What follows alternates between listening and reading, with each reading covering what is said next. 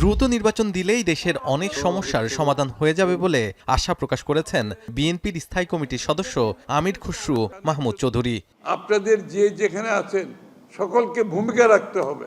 রবিবার সন্ধ্যায় শিক্ষক কর্মচারী ঐক্য পরিষদের ইফতার মাহফিলে সব সমস্যার সমাধানে নির্বাচিত সরকার আসা পর্যন্ত অপেক্ষা করার আহ্বান জানান তিনি। একটি সুষ্ঠু নির্বাচনের মাধ্যমে দ্রুত নির্বাচিত সরকারের মাধ্যমে জনগণের সমর্থন নিয়ে পরিবর্তন আনতে হবে। শুধু পুলিশ আর সরকারি কর্মকর্তারা কোনো পরিবর্তন আনতে পারবে না। এই জন্য একটা নির্বাচিত সরকারের সমর্থন, রাজনৈতিক ওয়েট, রাজনৈতিক মোবিলাইজেশন প্রয়োজন আছে।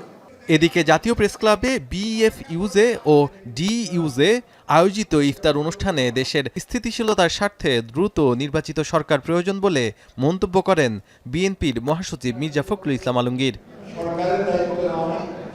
নির্বাচনে দেরি হলে বাংলাদেশের বিরুদ্ধে থাকা শক্তি মাথাচাড়া দিয়ে উঠবে বলে হুঁশিয়ারি দেন তিনি।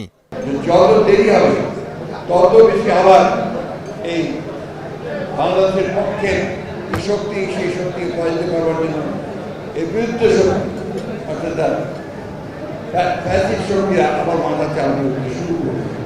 বিকেলে রাজধানীর একটি হোটেলে আমরা বিএনপি পরিবার আয়োজিত এক অনুষ্ঠানে ভার্চুয়ালি যুক্ত হন বিএনপির ভারপ্রাপ্ত চেয়ারম্যান তারেক রহমান। ক্ষমতায় এলে জুলাই হত্যাকাণ্ড, গুমখুম ও আওয়ামী লীগের আমলের নির্যাতনের বিচারের আশ্বাস দেন তিনি।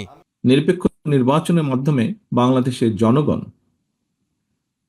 তাদের সরকারকে বা কারা সরকার গঠন করবে সেই সিদ্ধান্ত তারা দেবেন বাংলাদেশের জনগণ। আগামী দিনের যে নির্বাচিত সরকার থাকবে, জনগণের সরকার থাকবে, তাদেরকে অবশ্যই এই অন্যায়ের যে হয়েছে সেই অন্যায়ের বিচারগুলো করতে হবে। সবাই এখন একটি অবাধ সুষ্ঠু নির্বাচনের প্রত্যাশা করছে বলেও এ সময় মন্তব্য করেন বিএনপির ভারপ্রাপ্ত চেয়ারম্যান। জনগণের যেই প্রত্যাশা, সেইভাবে রাজনৈতিক দল হিসেবে আমাদেরও প্রত্যাশা যে সামনে একটি সুষ্ঠু নিরপেক্ষ নির্বাচন অনুষ্ঠিত হবে। অন্যায়ের বিচার না হলে ভবিষ্যতে আবারও অন্যায় সংগঠিত হবে বলেও মনে করিয়ে দেন বিএনপির ভারপ্রাপ্ত চেয়ারম্যান। আমরা যদি সকলে অন্যায়ের বিরুদ্ধে সোচ্চার থাকি। শাহাদাত, এখন ঢাকা।